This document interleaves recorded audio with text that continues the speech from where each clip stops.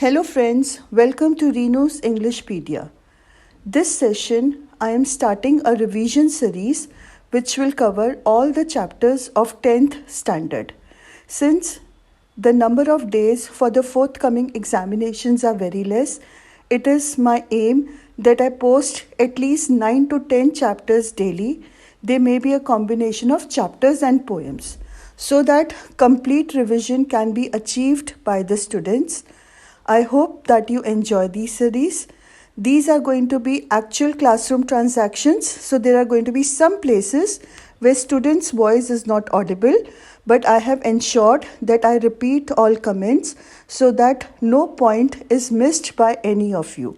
Happy studying. We are now doing the chapter The Sermon at Benares. It is written by Betty Renshaw. ठीक है, बेटी Renshaw करके बंदा है जिसने ये मतलब उसने ये कहीं से ढूंढ कर लेकर आई है. She is the one who wrote this, right. She is just she has got this from the book values and voices, right, a college reader. उसमें से उसने ये कहानी को रिप्रोड्यूस किया है. ठीक है जी. एक्चुअली ये कहानी किसने लिखी है ये नहीं पता है, ठीक है, बट एनीवेज इसमें मेन कैरेक्टर्स कौन है द सर्मन एट बनारस में? गौतम बुद्ध. कीसा गौतमी एंड गौतम बुद्ध. गौतम बुद्ध का पूरा नाम क्या था? सिद्धार्थ गौतम. सिद्धार्थ गौतम. ये स्टोरी कहाँ पे सेट है? Banaras. Yes, obviously name denote कर रहा है बनारस की, दैट इज नॉर्दर्न इंडिया की, राइट. ये कहानी है. और इसकी थीम क्या है स्टोरी की?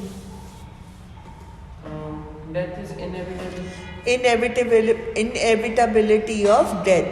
डेथ से कभी भी आप पीछे नहीं मतलब अपने you can not avoid death. आप डेथ से बच के नहीं जा सकते. जो पैदा हुआ है उसको एक दिन मरना ही पड़ेगा. That is inevitability.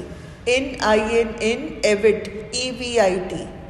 इनएविट ability ABILITY.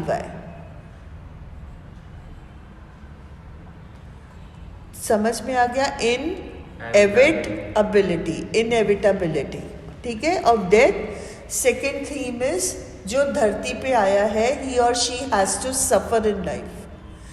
कोई भी ये नहीं लिखवा के लाया कि मेरी ज़िंदगी खुशियों से भरी होगी. सुख और दुख जो है वो ज़िंदगी के हिस्से हैं. आज सुख है तो कल दुख है, अगर आज दुख है तो कल सुख होगा, राइट. और need for salvation and detachment. Salvation and detachment मतलब हमारे को इस मोह माया से बाहर निकालना है ना. हमारे को लाइफ में एक्सेप्ट करना है लॉस. बॉल पोएम थी ना. बॉल पोएम में he lost his ball but it was a bigger life lesson कि हमारे को प्रिपेयर्ड रहना पड़ेगा. तो और इस चैप्टर में भी यही थीम है कि हमारे को ज़िंदगी की सच्चाई को एक्सेप्ट करके डिटैचमेंट की तरफ जाना है.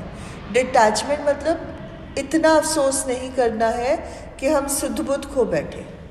किसी के जाने पे दुख ज़रूर होता है, बट कीसा गौतमी का क्या हुआ था दुख कि वो अपनी सुध बुध खो बैठी थी. उसको और कुछ नज़र नहीं आ रहा था. तो इस हद तक भी पागल नहीं होना है. ये चैप्टर हमें सिखाता है डिटैचमेंट. सल्वेशन का मतलब होता है निर्वाणा, ज़िंदगी की सच्चाई का पता. मतलब ज़िंदगी की सच्चाई क्या है कि रिश्ते जो हैं वो बॉडी के साथ हैं, राइट. जो आत्मा है, आत्मा का कोई रिश्ता नहीं है.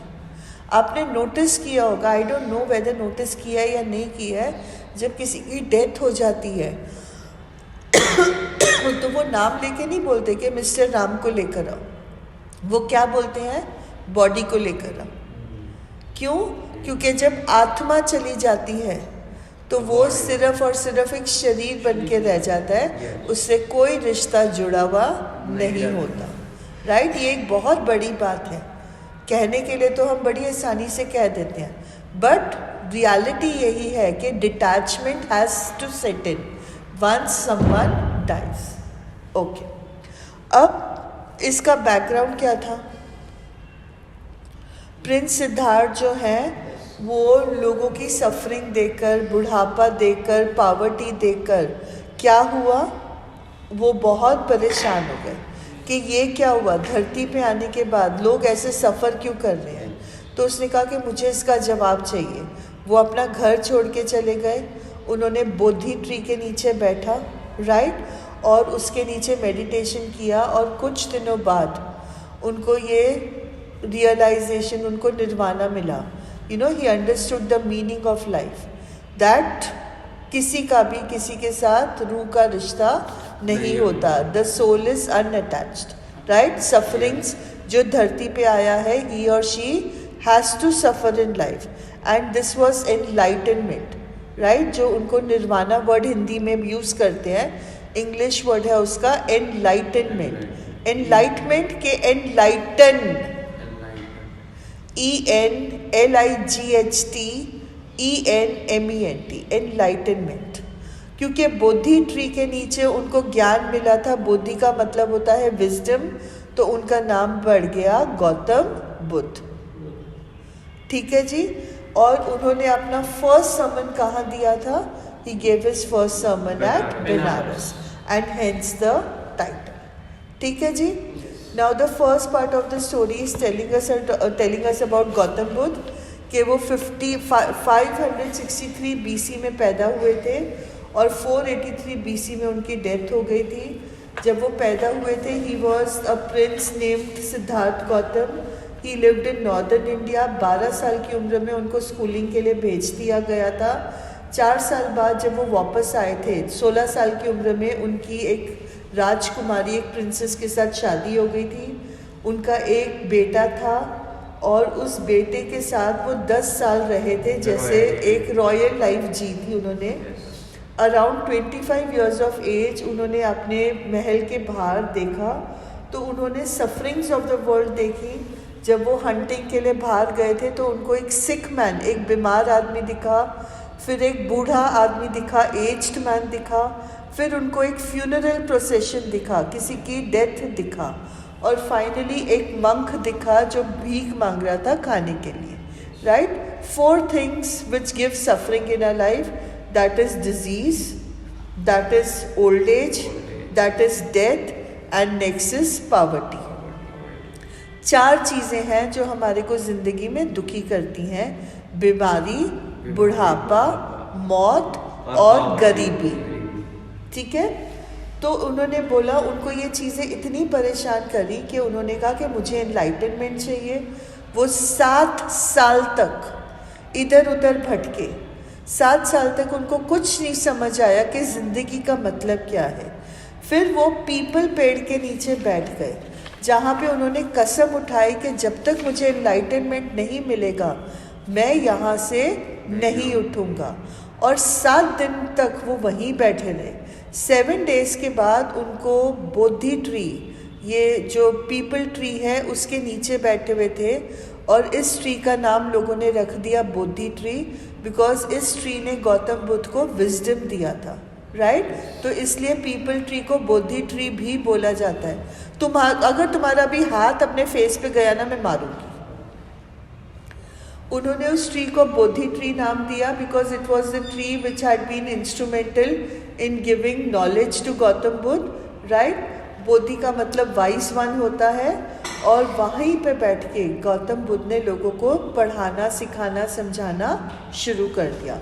एंड एट दिस पॉइंट उनका नाम रखा गया था the Buddha, that is the awakened और द एनलाइटेंड वन, जिसकी आत्मा जागृत हो गई है, जिसको निर्वाणा मिल गया है, जो एनलाइटेंड हो गया है, वो नाम उन्होंने उनको दिया द बुद्धा। अब बुद्धा ने बनारस में अपना पहला सर्मन दिया, और बनारस को most Holi of the reverse बोला जाता है। डिपिंग रिवर मतलब जहाँ पे डुबकियाँ लगाई जाती हैं। आप हर रिवर में डुबकी नहीं लगा सकते, राइट। और सर्मन को, इस फर्स्ट सर्मन को बड़े सालों तक बचा के गया है, और आज हम उसकी कहानी इस चैप्टर के थ्रू बताते हैं। That is what is being told to us. अब इस कहानी में, इस सर्मन में किसका जिक्र है? सबसे पहले जिक्र आता है कीसा गौतमी का। कीसा गौतमी कौन थी? She had only 1 son, right. और उसका इकलौता बेटा था जिसकी डेथ हो गई थी, और वो दुख के मारे, अपने ग्रीफ में वो इधर उधर भटक रही थी। हर किसी को बोल रही थी कि मेरे बेटे को रिवाइव करो, इसको कोई ऐसी मेडिसिन दो जिससे ये ठीक हो जाए। और लोग बोल रहे थे कि ये देखो she has lost her senses, ये पागल हो गई है, तुम्हारा बेटा मर चुका है, इसको ज़िंदा कैसे किया जा सकता है। उनके हिसाब से कीसा गौतमी बिल्कुल अपनी सद्बुद्ध जो है वो खो बैठी थी। फिर अल्टीमेटली कीसा गौतमी को एक आदमी मिला जिसने बोला कि मेरे पास तो कोई दवाई नहीं है कि मैं तुम्हारे बेटे के लिए दूँ, बट मैं किसी को जानता हूँ, right, he is a physician, तुम उनके पास जाओ और वो तुम्हारे बेटे को ठीक कर देंगे। तो उसने बोला कि मेरे को जल्दी से बताओ मैं किसके पास जाऊँ। तो वो आदमी ने बोला कि उनका नाम है सक्या मुनि, राइट, बोला कि तुम सक्या मुनि के पास जाओ। कीसा गौतमी दौड़ते हुए बुद्धा के पास गई और उसने कहा कि भगवान जी प्लीज़ लॉर्ड एंड मास्टर मुझे कोई ऐसी दवाई दो जिससे मेरे बेटा ठीक हो जाए। तो बुद्धा ने कहा कि हाँ मैं तुम्हें दे दूँगा, बट तुम्हारे को मुझे कुछ लाके देना है। तो उसने बोला क्या चाहिए। बोलता है कि इसको जागृत करने के लिए मुझे एक हैंडफुल ऑफ मस्टर्ड सीड्स चाहिए। मस्टर्ड हमने कस्टर्ड में किया है पोएम में, राई के दाने जो होते हैं उसको मस्टर्ड बोला जाता है। बोलता है कि मुझे एक मुट्ठी भर मस्टर्ड सीड्स लाके दो। तो कीसा गौतमी ने बोला ये कौन सी बड़ी बात है, मैं अभी लाकर दे देती हूँ। तो उसने कहा बट एक शर्त है। अब ये कंडीशन क्या था, शर्त का मतलब है कंडीशन लगाई। उसने बोला शर्त क्या है। तो उसने बोला कि ये सीड्स एक ऐसे घर से होने चाहिए जहाँ पे आज तक किसी की भी मौत नहीं हुई है। अब कीसा गौतमी फटाफट गई और हर घर पे जाके उसने खटखटाया कि उसने नॉक किया एट ऑल द हाउसेस कि मुझे मस्टर्ड सीड चाहिए। अब जितने भी लोग थे वो सब उसके बेटे के लिए उसका दुख देखकर उसको मस्टर्ड सीड देने के लिए तैयार थे।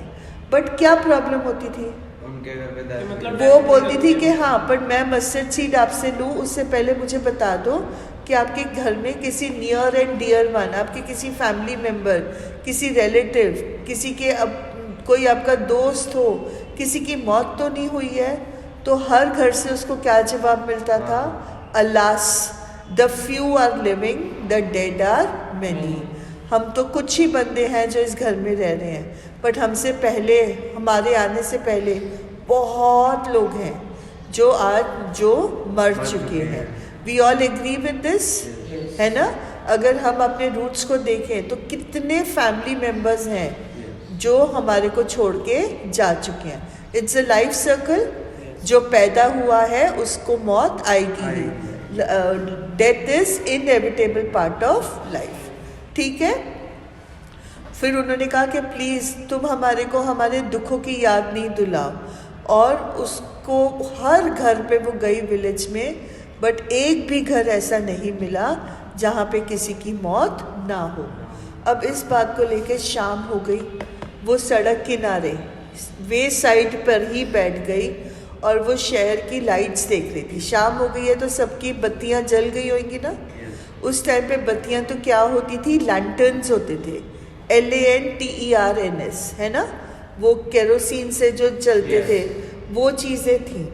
तो वो लाइट्स को देख रही थी। पहले तो वो लाइट्स जो है वो फ्लिकर अप हुई, पूरी रोशनी उनमें आई। और जब लोग सोने जाने लगे तो क्या हुआ, वो पहले तो धीरे धीरे जैसे जैसे उसमें फ्यूल कम हुआ तो वो बंद होती गई। फिर जब पूरा ख़त्म हो गया तो वो पूरी तरह से बंद हो गई। यहाँ तक समझ में आया। अब ये इमेज में कोई चीज़ हमारे को समझ में आती है, इंसानों की जिंदगी। जब हम पैदा होते हैं तब हम पूरी तरह से चमकते हैं, राइट। फिर जैसे जैसे उम्र बीतती है, हमारी जो स्ट्रेंथ है, हमारी जो फिजिकल कंडीशन है, वो धीरे धीरे धीरे धीरे उसमें से सारी एनर्जी कम होती जाती है। और एक दिन ऐसे आता है जब हम गुजर जाते हैं। This is the fate of every man. हर इंसान का यही फेट है। जो यंग एज में स्ट्रॉन्ग होता है वो अपने डेथ के टाइम पे उतना स्ट्रॉन्ग नहीं होता है। Clear? This is the fate of every man. उनकी जो ज़िंदगी है वो फ्लिकर अप होती है, चमकती है, और फिर थोड़ी देर बाद वो एक्सटिंग्विश भी हो जाती है, बंद हो जाती है। और तब जाकर उसको समझ में आया कि वो क्या गलती करी थी। उसने कहा कि मैं कितनी सेल्फिश हूँ, मैं अपने ग्रीफ में ये बात भूल ही गई that death is common to all. मौत तो हर एक नसीब में लिखी हुई ही है, death is common to all. Ma'am but इसमें मतलब वो किसा गौतमी के चाइल्ड की बात की गई है मैम, मतलब कोई ओल्ड मैन की बात नहीं है जो मतलब तो अगर कीसा गौतमी के बच्चे की बात की गई है तो कहीं पे लिखा हुआ है कि बच्चा पहले नहीं जा सकता। किसी स्क्रिप्चर में लिखा हुआ है कि माँ बाप ही पहले जाएंगे, बच्चा पहले नहीं जा सकता। Death is inevitable, that is the point, not the age. आपकी जितनी उम्र लिखी हुई है आपने उतने पल सांस लेना है। कई बच्चे होते हैं जो पैदा होते हैं इतने कमज़ोर होते हैं कि वो 2 सांसें लेते हैं और मर जाते हैं, क्योंकि उनका धरती पे आना उनकी किस्मत में था। धरती पे आके 2 सांसें लेना उनकी किस्मत में था, बट उनका आने से पहले उनकी मौत का समय फिक्स था, तो उन्होंने उस पल पे चले गए। बात ये नहीं हो रही है कि हमने कब मरना है, बात ये हो रही है कि जो पैदा हुआ है उसने एक ना एक दिन मरना ही है। हम सब ने मरना है, कोई पहले मरेगा कोई बाद में मरेगा। प्रिडिक्ट नहीं कर सकते कौन कब मरेगा। दिस इज़ वन मिस्ट्री जो किसी को नहीं पता है। मरेंगे ज़रूर, ये सबको पता है। क्लियर? तो this is what she understood कि death is common to all. और उसने बोला कि देखो मैं कितनी सेल्फिश हूँ, मैंने अपने ग्रीफ में, अपने डेजोलेशन में ये बिल्कुल समझ नहीं पाई, बट यही वो चीज़ है जो हमें इमॉर्टैलिटी देती है। अगर हम अपनी सेल्फिशनेस को ख़त्म कर दें, हम अपनी सेल्फिशनेस को सरेंडर कर दें, तो हम इमॉर्टल हो जाएंगे। उसके बाद गौतम बुद्ध ने कहा the life of mortals in this world is troubled and brief and combined with pain. Last line है पेज नंबर 134 पे। गौतम बुद्ध ने कहा कि जो धरती पे मॉर्टल्स आते हैं, मॉर्टल्स मतलब जो मरते हैं, जिनकी लाइफ जो है वो कभी ना कभी ख़त्म होगी, वो लाइफ में हमेशा परेशान रहते हैं। उनकी जो लाइफ, जो उनकी परेशानियां हैं वो थोड़ी देर के लिए है, बट वो दुखों से, तकलीफ़ों से भरी हुई हैं। Right? For there is not any means by which those that have been born can avoid dying. After reaching old age there is death. Of such a nature are living beings. इसका मतलब है कि एक उम्र के बाद, जितना भी जिसकी उम्र लिखी हुई है, उस उम्र के बाद मौत तो पक्का है, निश्चित है कि वो आएगी ही आएगी। और ये हर उस बंदे की नेचर है। That is the nature of life. This is how life goes on. कहा कि ये तो इंसान की ज़िंदगी है, ये तो मतलब इंसान होने का एक कैरेक्टरिस्टिक है कि आपको ये तकलीफ़ों से गुजरने के बाद एक समय आएगा जब आपने मरना ही है। Mortals who are born are always in danger of death, they will have to die. ये तो ऐसा अर्दन वेसल है, अर्दन वेसल मतलब मटका है जो किसी ना किसी दिन टूटेगा। राइट? तो ये सारे एग्जाम्पल्स उन्होंने दिए हैं। कोई भी मौत से नहीं बच सकता, वो चाहे हमारा बेटा हो, कोई भाई बहन हो, माँ बाप हो, दादी दादी हो। मौत तो हर एक को ही आनी है। जिसकी जब लिखी हुई आ गई तो वो उसको बचा नहीं सकते। आप जितना मर्जी रो लो, जितना मर्जी विलाप कर लो, बट आपको पीस ऑफ माइंड कब मिलता है? जब आप ये बात एक्सेप्ट करो that death is inevitable. Right? And this is the sermon given by Gautam Buddha at Benares. Any questions? No, ma'am. Sure? Yes. Okay. With this, we come to the end of the video. I hope that you liked it. Please do not forget to like, share and subscribe to the channel, and remember to press the bell icon for further notifications. Thank you.